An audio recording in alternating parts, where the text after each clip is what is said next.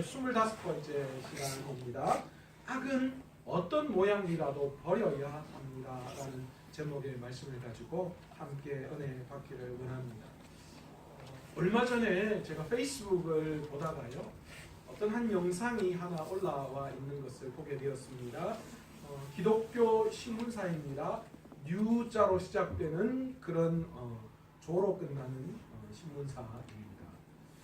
그 신문사의 기자와 또 그 신문사에 도움을 주는 목사가 나와서 둘이 어떤 이야기들을 주고받는 영상의 내용이었습니다. 아마 한국 교단에 일어나는 여러 가지 일들에 대해서 그들이 통합적으로 어떤 문제가 있는지 또 어떤 일들이 일어나고 있는지를 다루는 그런 영상이었습니다.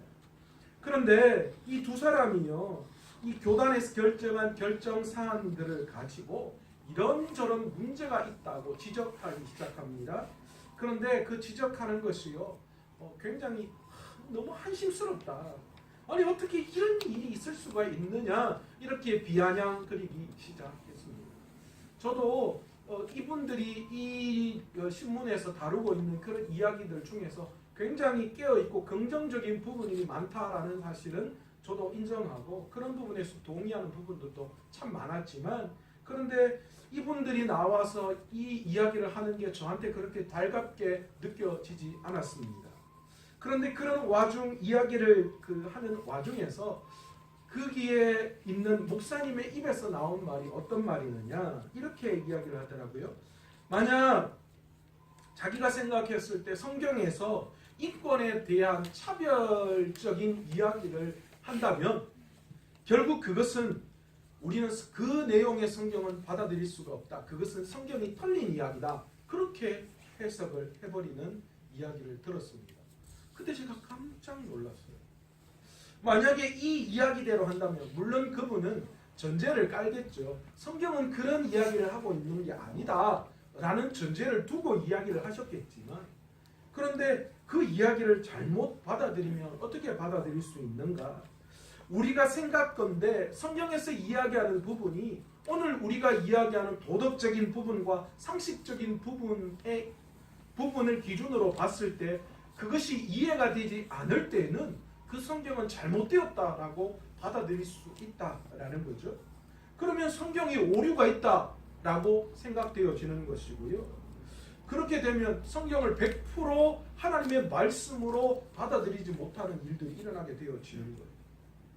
오늘날로 이야기하면 이런 신학을 하는 사람들, 우리는 자유주의 신학이다 라고 그렇게 이야기를 합니다. 그러니까 하나님께서 말씀하시는 말씀이 100%다 하나님의 말씀이 아니다라는 거예요. 그들이 자유주의 신학을 하는 사람들이거든요. 오늘날 한국뿐만이 아니라 전 세계적으로 이 자유주의 신학이 얼마나 판을 치고 있는지, 왜 이렇게 됐는 줄 아셔요? 인본주의가 강하게 나타나기 때문입니다. 사람이 너무나도 강하게 나타나는 거예요. 사람이 알고 있는 것이 너무 강하게 드러나다 보니까 이런 현상들이 나타나는 거예요. 여러분, 이분이 어떻게 이렇게 정의를 내릴 수가 있을까요? 목사입니다. 목사는 하나님의 말씀을 대언하는 자. 그런데 그의 입에서 인종차별적인 그 어떤 이야기가 있을 때 이건 받아들일 수 없습니다. 그건 성경이 틀렸습니다. 그러면 자기가 목사가 아니다라는 이야기가 될 수 없어요. 왜 이 사람이 그런 이야기까지 가게 되었는가? 가만히 보니까요, 자기가 주장하고 자기가 빠져있는 그 논리를 강조하다 보니까 어느 순간인가 어떻게 되었어요? 그 논리에 자기가 빠져버려서 자기가 그곳에서 허덕이고 있는 거예요. 아마 처음부터 그렇게 생각하지 않았을 겁니다. 그런데 자기의 논리, 자기의 주장을 가지고 상대편의 잘못을 지적해 나가다 보니까 어느 순간인가 작게 여겼던 그것들이 점점 어떻게 돼요? 점점 자기 자아가 강해져서 결국은 자신에게 빠져버리는 그런 일들이 일어나게 되죠. 여러분, 사단은요, IQ가 얼마라고 말씀드렸습니까? 한 2000쯤 된다고 말씀드렸어요. 그러니까 그 괴교가 가히 사람이 따라갈 수 없는 IQ. 그러니까 사단이요, 처음에는 별것 아니게 시작했다가 결국에는 우리를 온통 죄악 가운데 빠져버리게 한다라는 거죠. 옛날 우리 속담 중에 이런 말이 있습니다. 바늘 도둑이 무슨 도둑이요? 소도둑 된다. 처음부터 소 잡는 소를 도둑질하는 사람은 없대요. 그렇게 강 큰 사람은 없다라는 거예요. 처음부터 조금조금한 것들로 시작해서 결국은 큰 것을 훔치는, 그래서 뭔가를 훔치고 빼앗는 것이 그에게 전혀 문제가 되지 않는 상황 가운데 놓아 있는 거예요. 여러분, 우리가 죄악을 바라볼 때도 마찬가지 아닙니까? 여러분, 처음부터 가룟 유다가 예수님을 팔 생각을 했겠어요? 아니었어요. 차츰차츰 그가 그의 자리, 돈, 여기에 대한 생각으로 자꾸만 빠져들다 보니까 그렇게 되어지는 거죠. 우리도 사단이 유혹해서 그 유혹 가운데 넘어질 때 처음부터 그렇게 넘어지는 사람 없어요. 대부분 어떻게 시작합니까? 다 그렇게 하는데 뭐 그렇게 유별나다고 그렇게 하느냐, 여기서부터 시작돼요. 아니면 이쯤은 괜찮겠지, 그때부터 시작을 해요.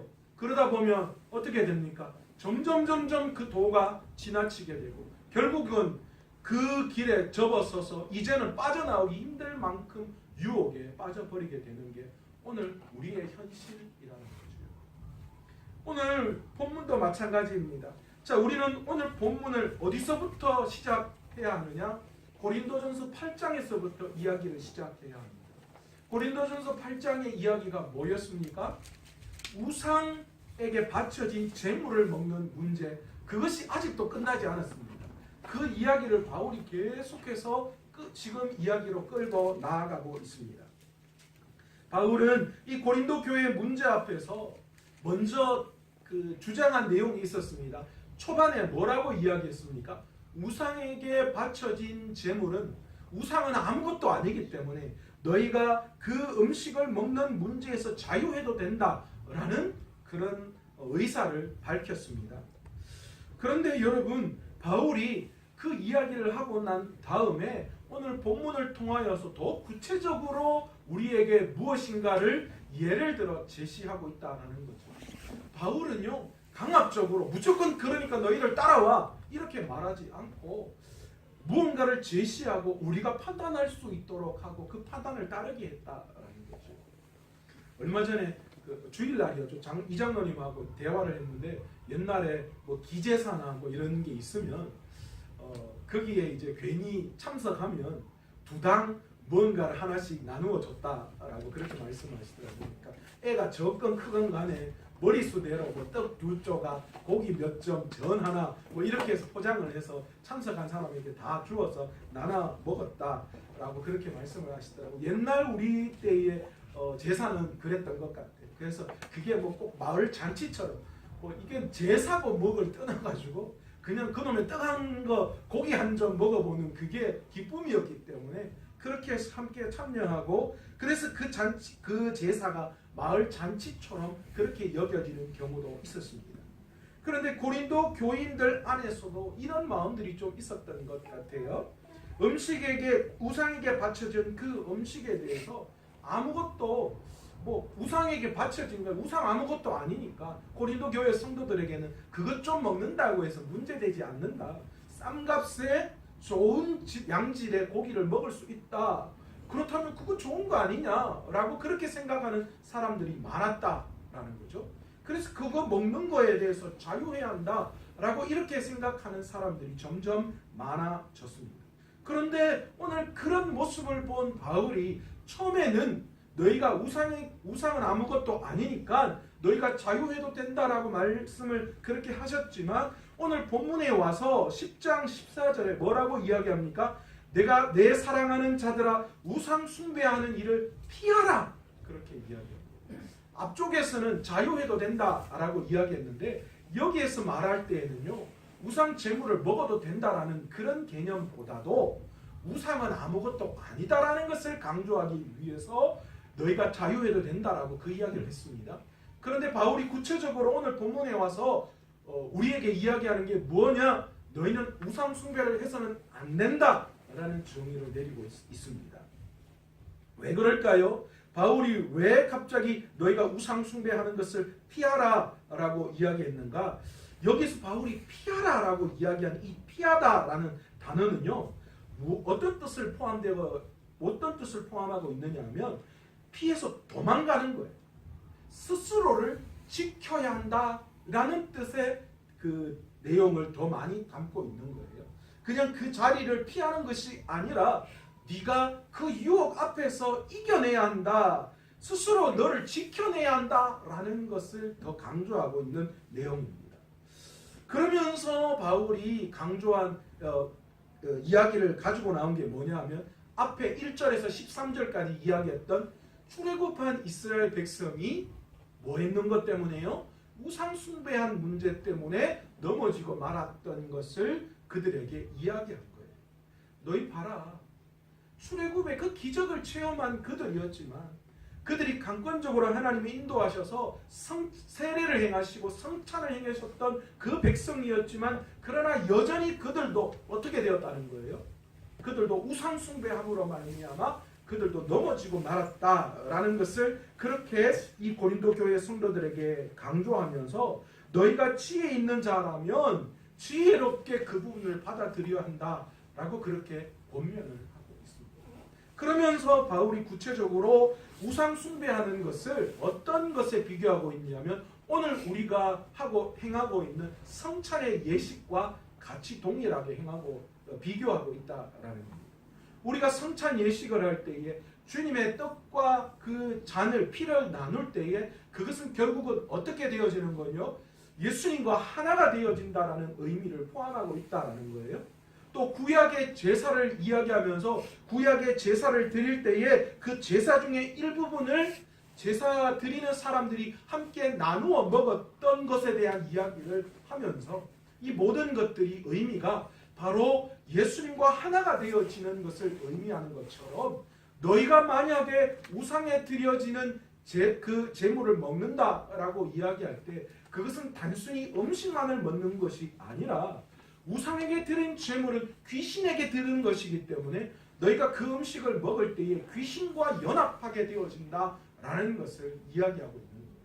그러니까 너희가 어떻게 예수님과 한 몸을 이룬 너희가 다시 또 귀신과 연합할 수 있느냐 그 이야기를 하고 있는 거예요. 그러니까 너희가 어떻게 해야 된다고요? 너희가 우상에 드린 그 제물을 먹지 않는 것이 맞다 그렇게 이야기를 하고 있는 것입니다. 여러분 오늘 바울은 그 이야기를 하면서 무엇을 이야기하고 있느냐 19절에서 20절 보시면 이거 좀 쉽게 우리말로 설명을 하면 이렇게 되어져 있는 거예요. 내가 무엇을 말하려고 하는 것입니까? 우상은 무엇이고 우상에게 바친 제물은 무엇입니까? 그 모든 것은 아무것도 아닙니다. 바울이 처음에 이야기했던 것과 동일하죠. 이방 사람들이 바치는 제물은 그러나 귀신에게 바치는 것이지 하나님께 바치는 것이 결코 아니다. 그러니까 여러분이 귀신과 친교를 가지는 사람이 되는 것을 나는 바울은 바라지 않는다. 그렇게 이야기해요. 그러니까 너희가 우상 제물을 먹어서는 안 된다. 그렇게 이야기하는 거예요. 그러면서 21절과 22절에 또 이렇게 이야기하죠. 주님의 잔을 마시고 아울러 귀신들의 잔을 마실 수 없다. 그렇게 이야기합니다. 우리가 결코 귀신과 또 뭘요? 하나님을 겸하여 섬길 수 없다라고 이야기합니다. 주님의 식탁에 참여하면서도 귀신의 식탁에 참여하는 것 그것은 있을 수 없는 일이다. 그렇게 이야기하는 겁니다. 그러면서 뭐라고 마지막에 이야기하느냐? 너희가 주님을 질투하게 만들려고 그렇게 행동하는 거냐? 너희가 주님보다 더 강한 믿음을 가지고 있다. 그렇게 생각하느냐라고 그렇게 이야기를 하고 있습니다. 연애를 할 때 밀고 당길 때의 방법 중에 하나가 뭡니까?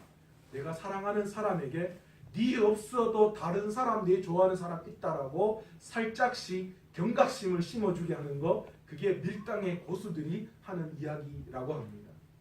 그런데 오늘 바울이 고린도 성도들을 향하여서 그렇게 이야기하는 거예요. 너희들 혹시 주님에게 질투심을 발휘하게 하려고 일부러 주님을 섬긴다고 이야기하면서 가끔 귀신도 섬기고 그렇게 행동하고 있지는 않느냐 그렇게 반문하고 있는 거예요. 결코 그렇게 할 수 없다라는 것입니다. 그러면서 한 번 더 믿음의 교만에 대한 이야기를 해요. 너희가 어떻게 주님보다 믿음이 더 좋다라고 생각하느냐. 너희가 어떻게 그 모든 것을 나는 이런 것들 아무것도 아니어서 내가 이런 신앙의 어떤 문제 때문에 넘어지거나 넘어지지 않는다. 그렇게 너희가 자부할 수 있느냐라는 거예요. 결코 그럴 수 없다라는 거예요. 왜요? 출애굽한 이스라엘 백성도 넘어졌다라는 거예요. 그러니까 너희라고 넘어지지 않는다고 생각해서는 안 된다라는 것을 이야기합니다. 여러분 오늘 이 말씀 앞에 우리는 어떻습니까?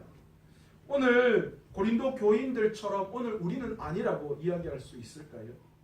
우리 안에 이런 하나님과 세상을 겸하여 섬기는 마음들이 얼마나 많은지 모릅니다. 여러분 거룩이 무엇입니까? 거룩하다라는 게 무엇입니까? 오늘 설교가 참 거룩했다. 오늘 예배가 참 거룩했다. 오늘 찬양이 참 거룩하다. 여러분 그 거룩이 뭡니까? 무엇을 거룩이라고 이야기합니까? 오늘 새벽 기도였습니다. 많은 사람들이 모여서 주님의 이름을 높이는 것, 그게 그냥 거룩이고 은혜로운 걸까요? 주님은 그걸 거룩이고 은혜롭다고 이야기하지 않습니다. 여러분 거룩은 뭡니까? 가장 쉽게 이야기하면 거룩은 구별. 그래서 어떤 목사님이 그러더라고요. 자기는 콜라와 사이다를 섞어 먹지 않는다.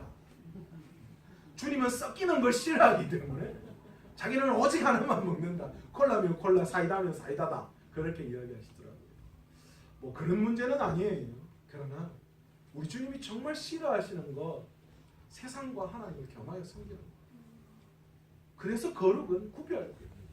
세상과 달라야 한다라는 거죠. 결코 그리고 세상과 하나님을 우리는 겸하여 섬길 수도 없습니다. 그러니 날마다 우리 하나님께서 뭐라고 말씀하시나요? 너희가 거룩해야 한다. 하나님이 거룩하니 너희도 거룩해라. 그 거룩을 계속 강조하시는 이유는 너희가 세상 가운데 구별된 백성으로 살아야 함을 우리에게 계속 가르치고 있는 거예요. 적당히 하나님 쪽에도 발들여 놓고 세상 쪽에도 발들여 놨다가 이쪽 좋으면 이쪽으로 갔다가 저쪽 좋으면 저쪽으로 갔다가 그렇게 해서는 안 된다라는 거죠. 오늘 우리의 삶은 어떻습니까? 우리의 삶은 그렇지 않다라고 이야기할 수 있습니까? 가끔 신문을 보거나 잡지를 볼 때 우리는 어떤 유혹에 빠질 수 있습니다. 특별히 신문이나 잡지를 보면 그쪽 어느 귀퉁이 쪽에 뭐가 나옵니까? 오늘의 운세, 이 주간의 운세, 또 얼마 있으면 이제 신년이 되니까 토정 비결 뭐 이런 것들 보시잖아요.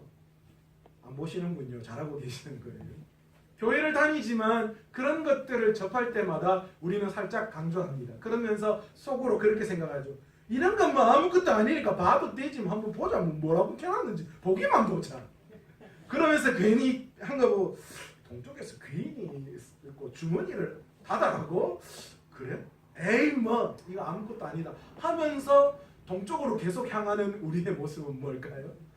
뭘 오늘 지출은 아무것도 안 한다라고 마음먹는 이유는 어디에 있을까요? 그리고 우리 안에 사실은 보이지 않는 미신적인 것들이 얼마나 많이 있습니까? 시험 치러 갈 때 미역국 먹습니까? 안 먹습니까? 먹어야 돼요. 시험 칠 때 미역국이 정말 좋다고 하지만 미역국 안 먹습니다. 시험 때만 되면 교회에서도 뭐 줍니까? 학생들에게 찹쌀떡하고 엿 줍니다. 무짜라고요. 저 갖다 붙여라고 그냥 그래가 붙을 것 같으면 1톤 트럭으로 그냥 엿 확 해가지고 그냥 문에다가 왕창 붙여놓죠. 그런데 왠지 모르게 그렇게 그냥 하는 거예요. 그냥 관례라고 그냥 다들 하는 거니까 그냥 나도 한다. 그러나 우리 안에 그런 미신적인 행동들이 어떤 일들을 일으키는가? 점점 우리 마음속에 있는 하나님을 향한 믿음이 약해지게끔 만드는 거예요. 어떤 시기가 되었을 때 내 마음 나도 모르게 어떻게 됩니까? 세상을 더 의지하고 싶은, 세상의 그 어떤 걸 바라보고 싶은 그런 마음들이 있다라는 거죠. 교회 안에는 어떻습니까? 교회 안에도 여전히 그런 거 많잖아요. 신년이 됩니다. 그러면 우리 제가 있었던 모 교회도 그런 일이 있는데 신년 되면 각 가정에 신방하면서 말씀 뽑기예요. 자, 하나 뽑아보이소. 오늘. 이번에 올해는 뭐 어떤 축복을 줄지 한번 뽑아보라고요. 그 뽑으면 그 카드에는 다 좋은 마음이 있어요. 제가 알거든요. 그 성경 구절을 제가 뽑아서 줬기 때문에. 그리고 또 그런 구절이 있어요. 보면 다 좋은 말이에요. 그래서 또 받은 분들은 아이고 오늘 이걸 그죠? 또 어떻습니까? 뭔가 내 마음에 갈급함이 있고 문제가 있을 때 우리는 뭐 어떻게 합니까? 그 어떤 기도하는 권사님이나 기도하는 장로님 용하다는 기도만 하면 척척 답 나온다는 그 권사님 또 장로님을 찾아가게 됩니다.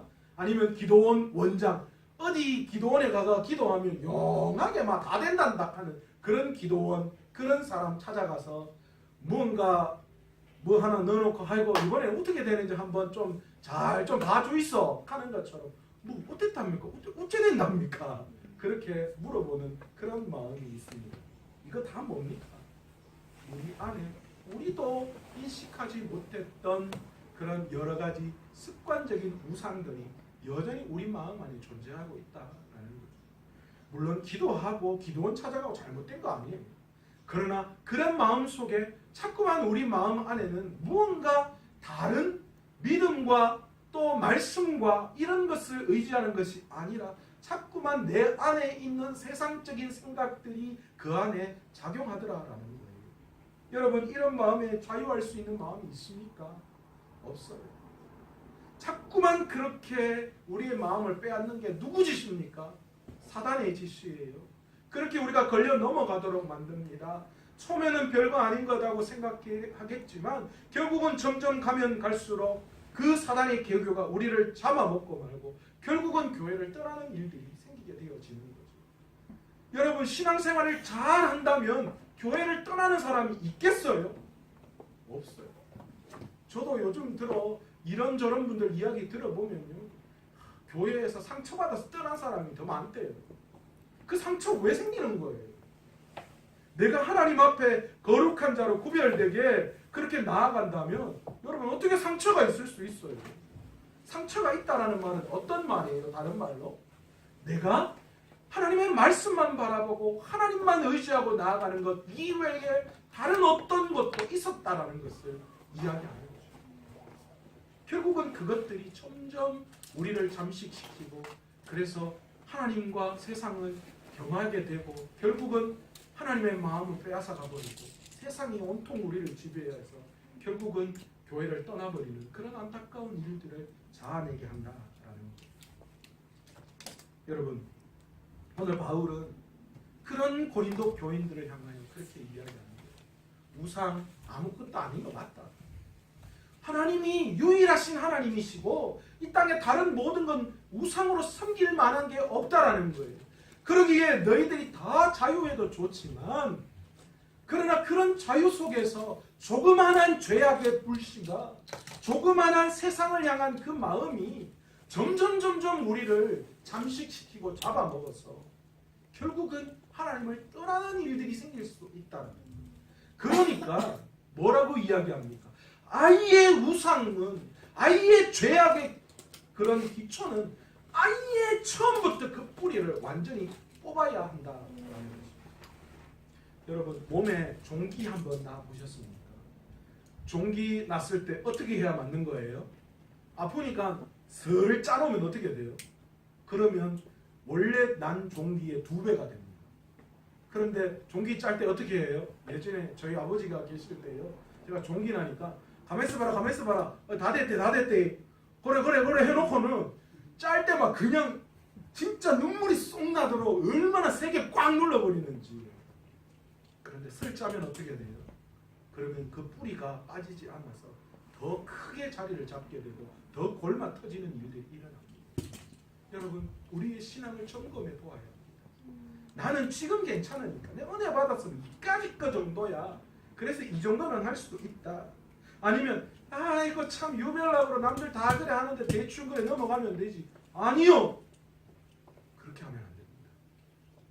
우리가 말씀 앞에서 우리의 믿음을 끝까지 지켜내야 해요. 그게 거룩입니다. 세상과 타협하지 않고 세상에서 구별된 자로 말씀 안에 바로 서 있어야 해요. 죄악의 그 모습은 어떤 것이라도 과감하게 떼어낼 수 있어야 해요. 데살로니가전서 5장 21절에 그래서 우리에게 뭐라고 이야기하느냐? 너희는 어떤 악한 모습일지라도 어떻게 해야 된다고요? 그 악의 어떤 모양이라도 우리는 버려야 한다는 거예요. 그 악이 그냥 조그만 하더라도 만만하더라도 가만히 두면 안 된다. 암을 치료하는 의사들이 그렇게 이야기하더라고요. 암덩어리가 있으면 그 주위를 어떻게 해요? 암덩어리만 떼어내는 것이 아니라 그 주위에 대부분의 멀쩡한 조직까지도 다 떼어내버린답니다. 좀 사투리로 이런 이야기죠. 어떠부리한 거는 다 그냥 드러내버리는 거예요. 안 좋게 생각되어지는 것 자체를 아예 없애버립니다. 오늘 데살로니가 전서에서 우리에게 말씀하시는 말씀도 그거예요. 너희 안에 보여지는 악한 어떤 모양이라도 보이면 그것을 아예 버려야 한다라고 그렇게 말씀하고 있는 거예요. 여러분 오늘 이 시간 저와 여러분 모두가 다 이 바울의 권면을 이 이야기를 듣고 우리 마음 안에 있는 혹시나 죄악된 그런 모양이라도 존재한다면 죄악된 생각이라도 내 머릿속에 떠오른다면 철저하게 그 모양들을 다 내어버릴 수 있는 저와 여러분, 그래서 우리의 믿음을 지켜낼 수 있는 저와 여러분 되시기를 간절히 축원합니다. 네. 여러분 수채화 물감 그려보셨어요? 수채화로 처음에 한 두세 가지 섞으면 내가 원하는 밝은 색의 물감들이 나옵니다. 그런데 나중에 색깔을 계속 섞다 보면 어떻게 돼요? 결국은 검정색이 되어져요. 그때는 아무리 밝은 색을 갖다 넣어도 아무리 흰색을 갖다 넣어도 결코 그 색깔이 꺼지지 않음을 우리는 인식해야 합니다. 그래서 악한 모양 그 어떤 것도 하나님과 썩지 않도록 결코 우리가 하나님과 세상을 같이 겸하여 세상을 타협하며 살아가지 않는 순수성을 지켜내는 저와 여러분 되시기를 간절히 축원합니다. 오늘 이 시간 말씀을 생각하시면서